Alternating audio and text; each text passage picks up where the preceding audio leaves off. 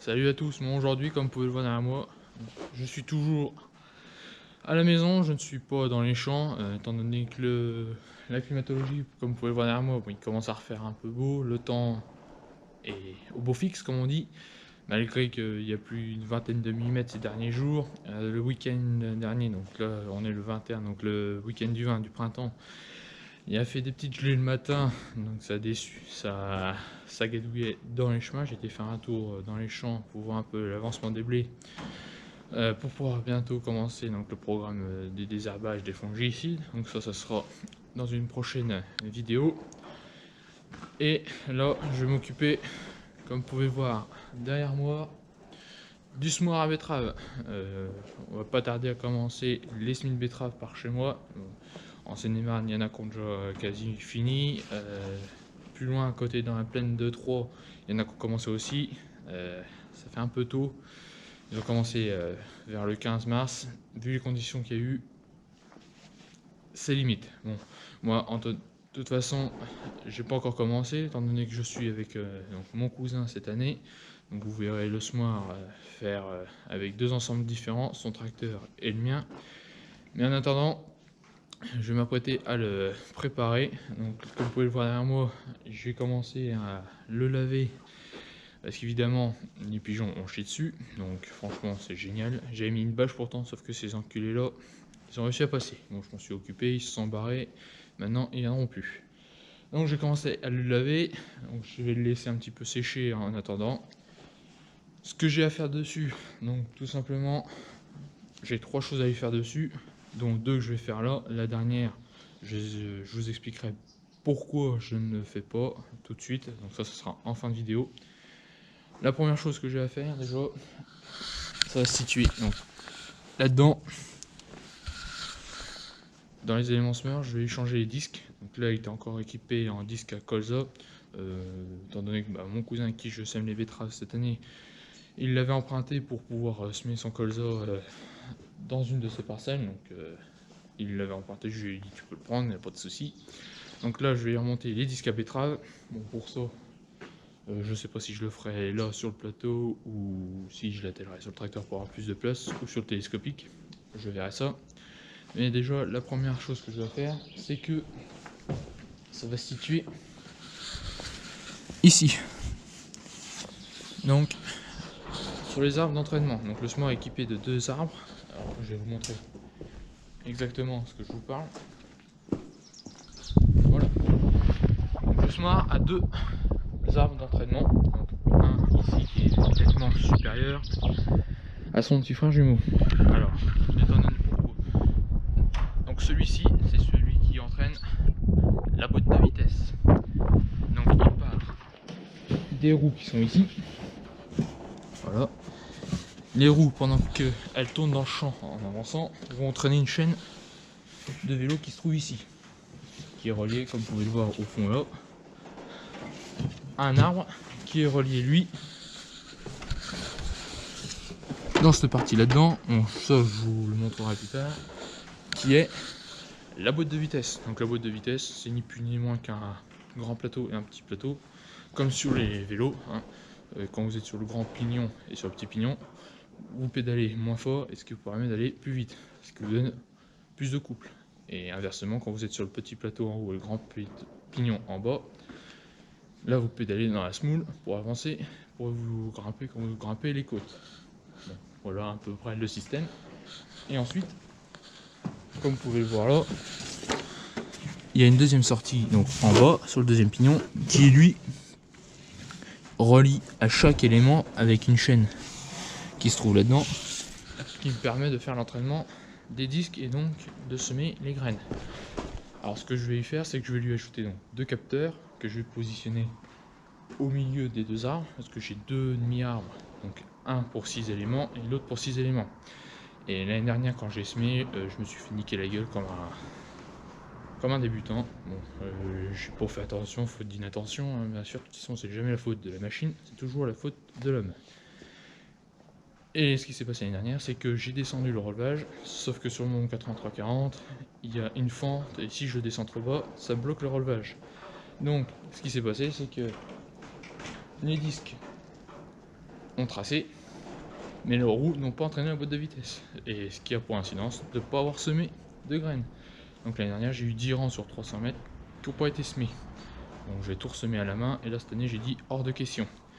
Donc ce que je vais faire, comme je vous ai déjà dit, c'est que je vais ajouter 2 capteurs qui, quand ils vont tourner, ils vont activer une petite palette et m'envoyer un signal électrique dans la cabine à 2 ampoules pour m'indiquer si les arbres tournent correctement ou pas.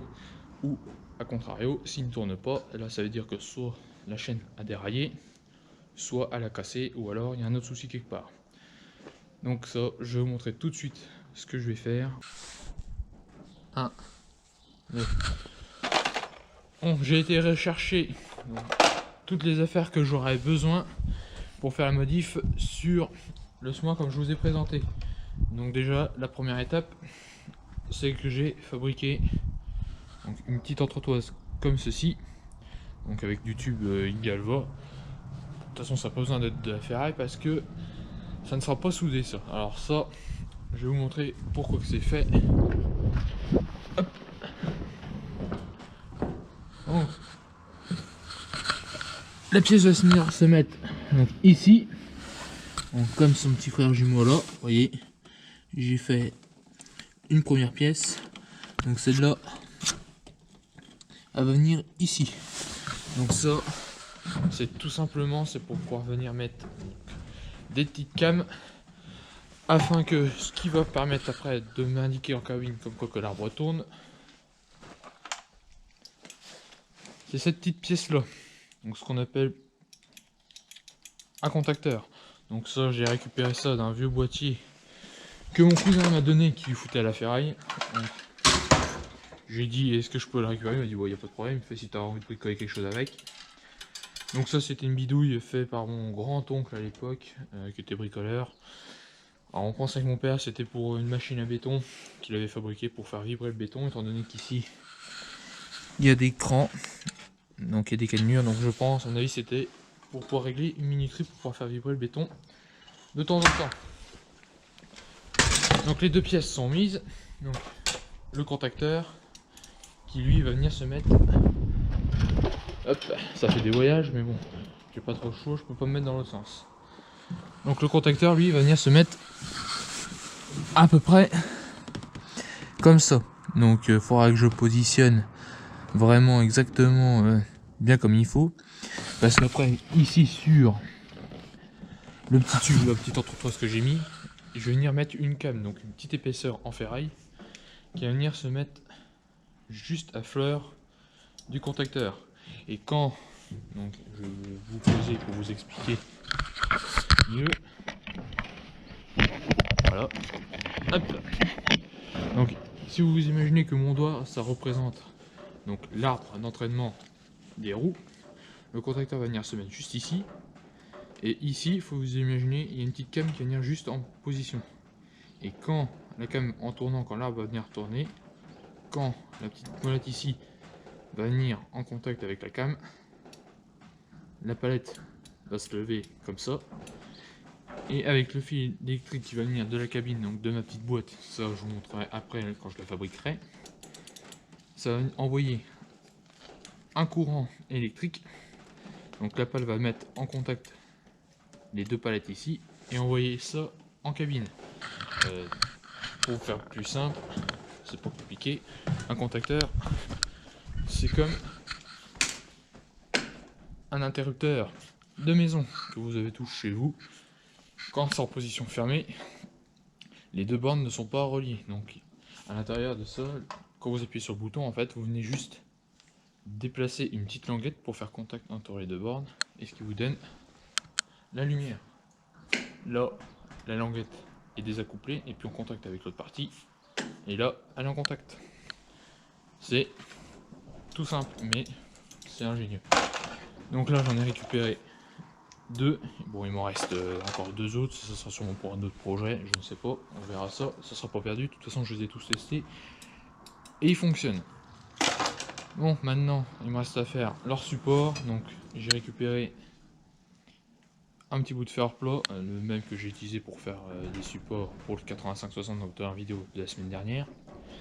Donc je vais m'en servir. En plus, j'ai la chance, ça faisait partie sur un Smart Naudet, ça devait être sur l'ancien Smart à grain, le vieux Naudet dans les années 80, quand mon père avait avant les Amazones.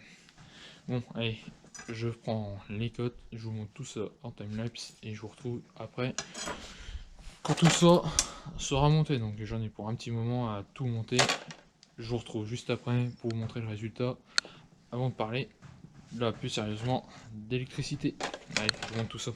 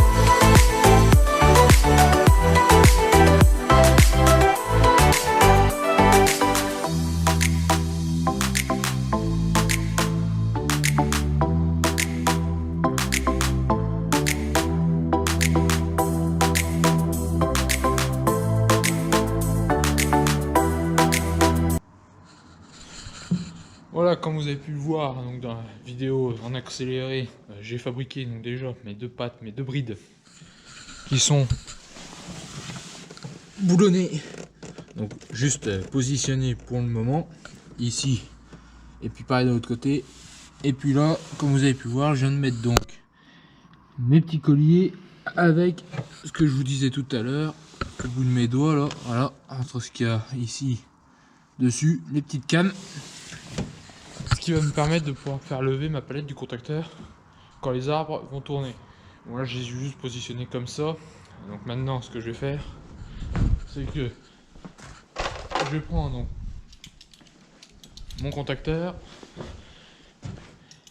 de façon à pouvoir le positionner pour voir comment je vais le brider. En sachant que je vais garder la petite plaque jaune, je vais bien l'artiller comme il faut, bien droite. Et je vais venir le positionner de façon à ce qu'il soit ici, on va dire que c'est le niveau 0, et là 10, donc en gros une échelle quoi, si vous voulez, si vous préférez, de façon à ce que quand il soit au point 0, il soit sur cette distance là, et quand il sera levé, que ça soit comme ceci. Donc là maintenant c'est juste à trouver l'endroit idéal. C'est vraiment de la précision à quelques millimètres, des fois juste un tout petit millimètre, et puis ça peut vous foirer le tout. Allez, je vous montre tout ça, les étapes, et je vous retrouve après.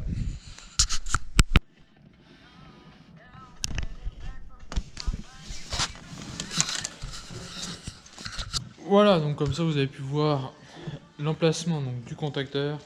Alors vous comprenez pourquoi que j'aime bien faire des petits modèles en carton, comme ça me permet d'avoir exactement, faire un peu ce que je veux. Je taille grand et après je réduis au fur et à mesure, et c'est pas ce qui manque avec toutes les doses de semences de betterave que je prends.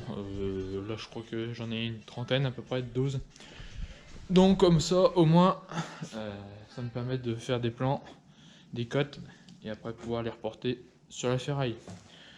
Donc alors je vais déjà commencer par construire le support, je le monte et je vous retrouve juste après.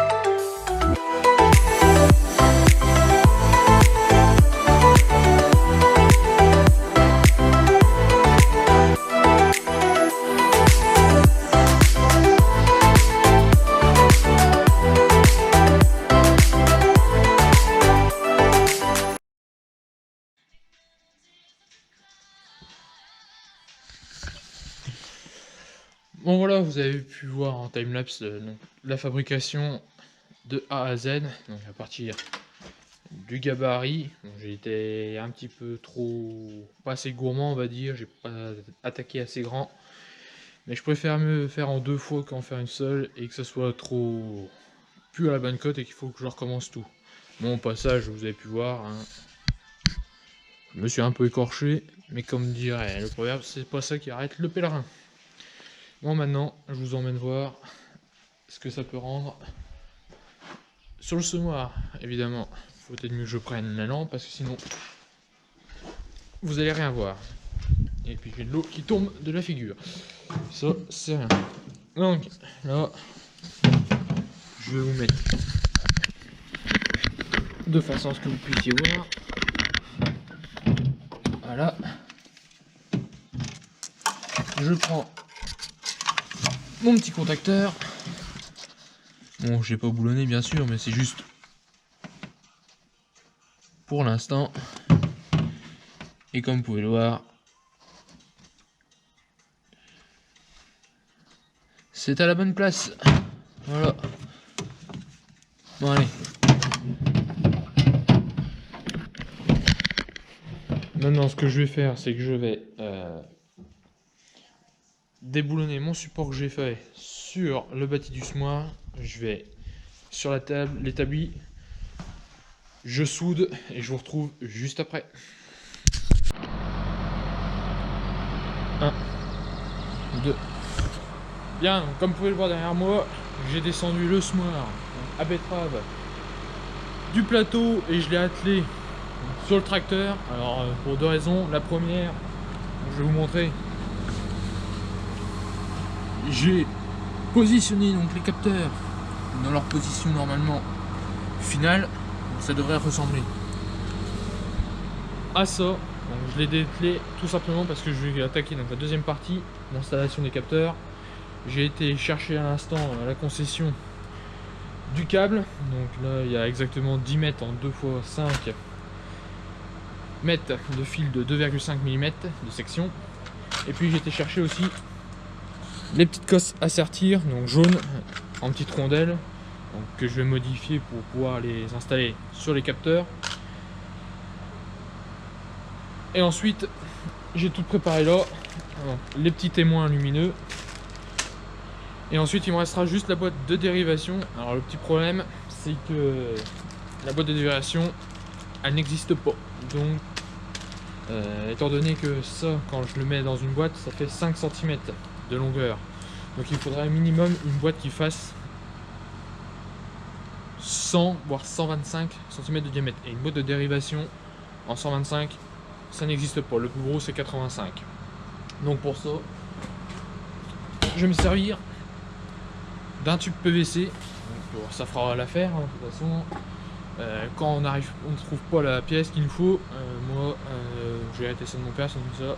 Il a dit t'essaies de te débrouiller pour la fabriquer. Donc j'ai cherché plusieurs trucs et là j'ai trouvé. Donc c'est un simple tube PVC de 125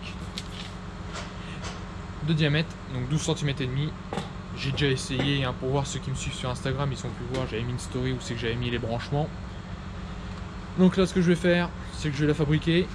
Je vais câbler tout le schéma dans le tracteur, donc je vais vous en montrer une partie.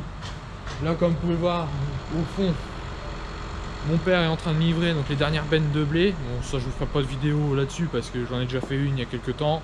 Donc là c'est le restant, il reste un SMIC comme ça plus un 19 tonnes. Donc ce sera un camion, un porte-caisson on va dire, qui va venir chercher le reste. Donc moi pendant ce temps là je peux m'occuper à faire le semoir. Bon alors je vais vous montrer tout ça en timelapse et puis je vous expliquerai le fonctionnement, le câblage, comment j'ai fait. J'ai fait un petit schéma, ça sera beaucoup plus simple pour vous expliquer qu'en vrai. Donc ceux qui connaissent un peu en électricité, ils vont vite comprendre. Les autres, j'ai fabriqué un petit schéma de câblage de tout le système et je vous montre ça à la fin une fois que j'aurai fini.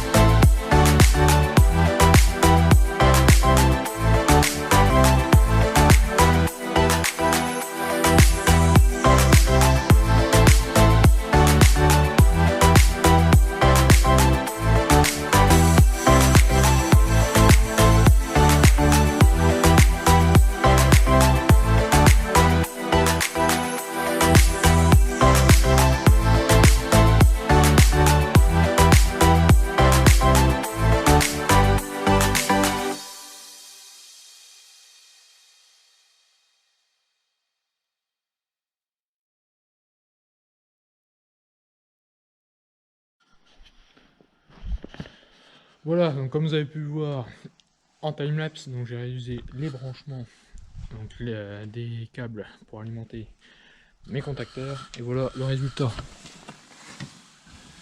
Donc ici vous avez les deux plots, voilà, qui sont branchés là et là, et le cheminement de câbles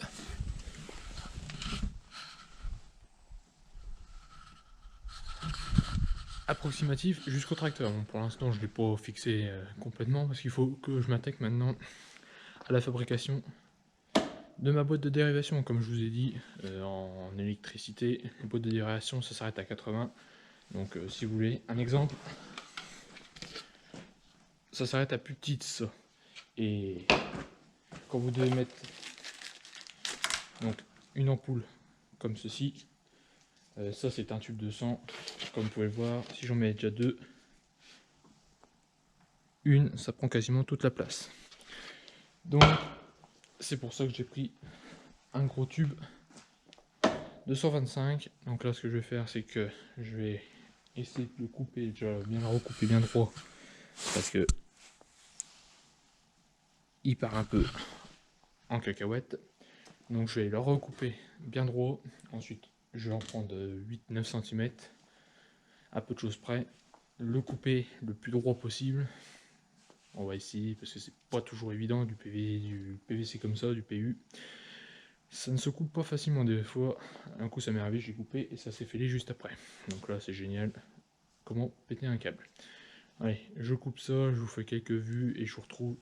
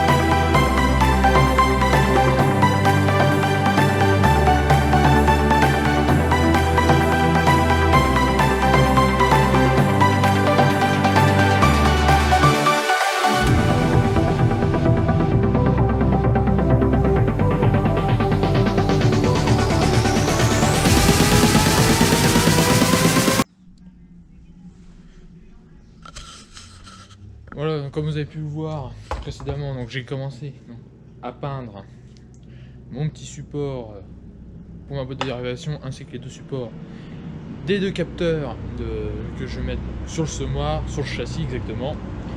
Là, je viens de fixer mon petit cercle à l'aide de rivet pop, comme vous avez pu le voir, hein. Là, sur les taquets que j'avais soudés hier.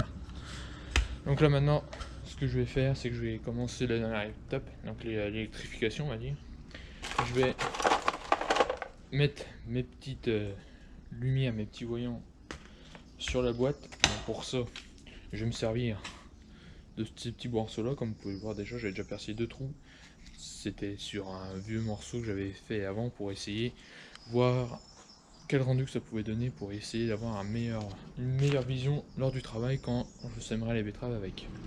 Donc ce que je vais faire, c'est que je vais me mettre sur l'établi et puis je vais mettre le support comme ça et ça me donnera l'indication où est-ce que je perce les trous. Bon, je ne vais pas le mettre vraiment au bord, je vais laisser peut-être 2-3 petits centimètres de façon à ce que je puisse mettre un bouchon devant pour le fermer hermétiquement. Bon, allez, je perce ça et je vous retrouve juste après en cabine pour le câblage.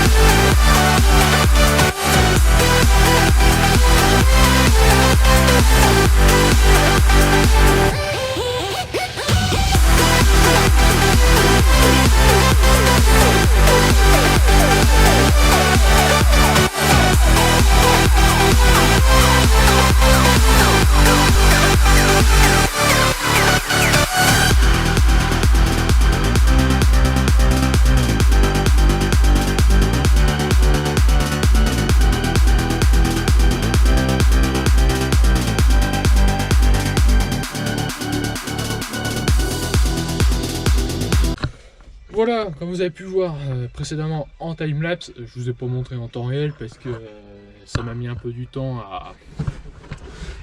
à tout brancher, à tout câbler, à tout faire passer. Donc les deux fils qui viennent des capteurs. Pour l'instant c'est tenu ici grâce au serre-joint, bon ça c'est normal, c'était pour avoir la bonne longueur dans le tracteur. À tout le faire passer là, à le faire attacher. Bon, je vous montrerai ça après. Avec des colliers, des RGUS. Et là, j'ai réussi à tout brancher. Donc le branchement final, je sais pas si vous allez bien pouvoir voir. Donc il y a des fils un peu branchés de partout. Vous avez pu voir, j'ai mis un domino. Il a fallu que je coupe, que je raboute, que je recoupe parce que j'avais pas assez coupé. Mais ça c'est normal, je préfère couper plus court que de trop, parce que si c'est trop après c'est foutu et il faut commencer à rabouter. Donc on va éviter déjà de rabouter dès le départ. Donc voilà, donc maintenant je vais vous expliquer sur un schéma électrique. Ça sera beaucoup plus simple que vous expliquer le fonctionnement, comment que ça marche, de la prise 3 plots en passant par ce fil là qui vient alimenter là-dedans, qui vient alimenter les deux, qui repart avec deux doubles fils ici. Enfin bon, le mieux c'est que j'ai fait un plan avec des couleurs et tout, ça sera beaucoup plus simple. Donc on se retrouve dans l'atelier pour vous expliquer ça. Voilà, comme promis, on se retrouve à l'atelier et comme vous pouvez voir derrière moi, voici le schéma électrique de toute l'installation que je viens de faire sur le semoir à betterave. Allez, je vais vous expliquer comment que ça fonctionne. Alors là, comme vous pouvez le voir ici, vous avez donc le schéma de tout le branchement électrique que j'ai fait, comme je viens de vous dire. Bon alors, il est pas totalement correct parce qu'il manque deux choses dessus. Il manquerait la prise 3 plots qui se situerait, on va dire par ici, où c'est au niveau du tournevis. Plus après, au niveau du tracé du tournevis, là, il manque la boîte de dérivation. Donc, je sais, il y en a qui vont me dire que mon schéma n'est pas correct, mais c'est le basique pour que vous compreniez tous. Et puis je me rappelle plus trop bien de comment on normalise une prise 3 plots sur un schéma, je me rappelais plus, donc j'ai dit je vais faire au plus simple pour que tout le monde puisse y comprendre. Voilà, on va partir du départ. Vous avez ici donc la batterie qui est symbolisée comme ceci. Donc une grande barre pour le plus, une petite barre pour le moins. Donc quand vous partez, on va faire du positif au négatif. Donc vous partez du positif qui va jusqu'ici. Donc là je suis parti sur du fil. Je ne sais pas si vous allez pouvoir voir. C'est marqué red, donc rouge 2,5 mm. Bon, en vrai c'est du bleu. Bon, c'est pas bien grave. Donc ici vous avez juste, c'est pour symboliser comme quoi que le fil passe par dessus un autre qui part jusqu'à ici, jusqu'à un petit point là. Ici, c'est ce qu'on appelle une épissure. Bon, en vrai, l'épissure, elle est représentée. J'ai pas fait une soudure à l'étain, hein, normalement. J'ai mis un domino. Alors pourquoi j'ai mis un domino? Tout simplement parce que le jour où c'est qu'il y a un problème électrique, qu'il y a un fil qui est cassé, ou que pour X raison, avec un simple tournevis dans le tracteur, je peux démonter facilement, alors que une soudure à l'étain, il me faut du 220 pour pouvoir dessouder. C'est juste une question de praticité, mais ça fait très bien le boulot. C'est ce que j'ai fait pour ma boîte de dérivation du pulvérisateur quand j'ai fait les feux et le gyrophare. J'ai mis aussi un domino pour alimenter le plus à chacun. Bon, soit dit en passant, donc on va continuer toujours. Le premier fil, donc là, c'est un fil qui arrive direct de la batterie par l'intermédiaire de la prise 3 plots. Vous avez après deux fils qui partent. Un plus, donc qui part, on va dire, au premier contacteur, qui se trouve ici, donc il se situe, quant à lui, à gauche du semoir du nodé Gougis, qui va venir à être alimenté, et là vous pouvez voir, le circuit il est ouvert, il est fermé je veux dire, et le courant ne passe pas, donc le circuit est ouvert. il ferme, oh, je ne sais plus, enfin bon, bref. Le courant ne circule pas parce que la lamelle n'est pas en contact avec le petit pitonneau ici. Si on continue, le fil, lui, quant à lui, remonte jusqu'ici pour être alimenté jusqu'à la lampe. Donc ceci, c'est le symbole de la lampe L1. Donc c'est celle qui est côté gauche pour être en accord avec le contacteur qui est sur le semoir. Donc c'est celle qui est comptée, on va dire, capot moteur du 8340. Et pour terminer, vous avez le fil de masse qui est arrivé ici. Donc là, c'est ce qu'on appelle aussi un pontage. Là, c'est les deux petits fils de masse, un qui vient de la batterie et un autre que j'ai rajouté à la fin pour aller alimenter en masse la deuxième lampe. Ça, c'est le premier schéma. Et ensuite, vous avez exactement la même chose pour le deuxième. Donc toujours le même fil du plus. Et là, le fil, donc ici, ce serait un bleu qui vient jusqu'au contacteur, donc numéro 2, donc côté droit du semoir. Le circuit est toujours ouvert, donc le circuit est toujours ouvert, donc le courant ne passe pas. Et ensuite ici on ressort donc en fil noir juste là, hop, qui remonte jusqu'à la lampe. Et ensuite le fil toujours de masse qui vient de la batterie. Donc c'est tout simple, c'est tout con. Bon, quand on n'y comprend pas grand chose en électricité et quand on n'aime pas du tout ça, c'est galère à comprendre. Fut une époque, l'électricité ça me faisait chier, hein, tout simplement.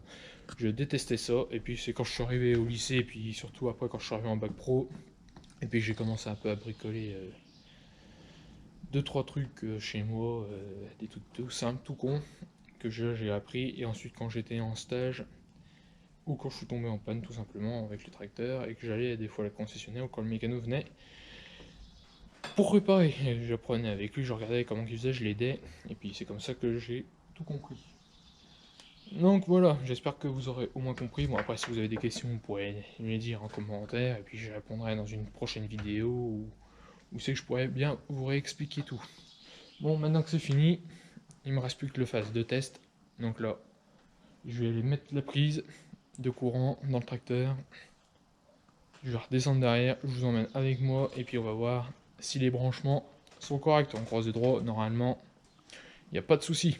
Allez, c'est parti.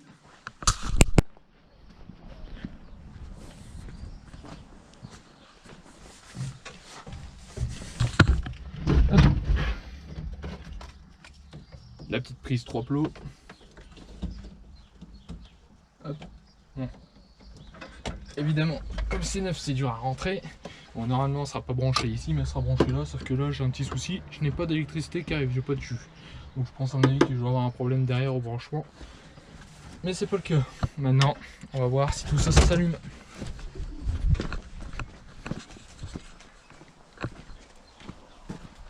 Hop. Allez, moment de vérité. On va faire lever le premier capteur. Donc ici, le K2. Je ne sais pas si vous allez entendre le clic. Donc là, le circuit est ouvert et là, le circuit est fermé. Donc l'électricité passe. Et là, je ne sais pas si vous allez voir.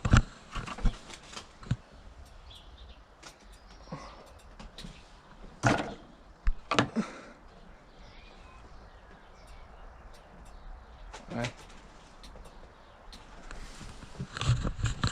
Bon, désolé, c'est un peu loin. Donc pour le deuxième, je vais vous montrer plus simple. Je vais appuyer là et puis je vais vous mettre en cabine.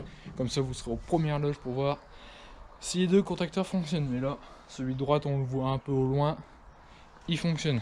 Donc là maintenant, le deuxième, je vais bloquer le tournevis. Je vais vous mettre en cabine et vous serez les premiers à voir.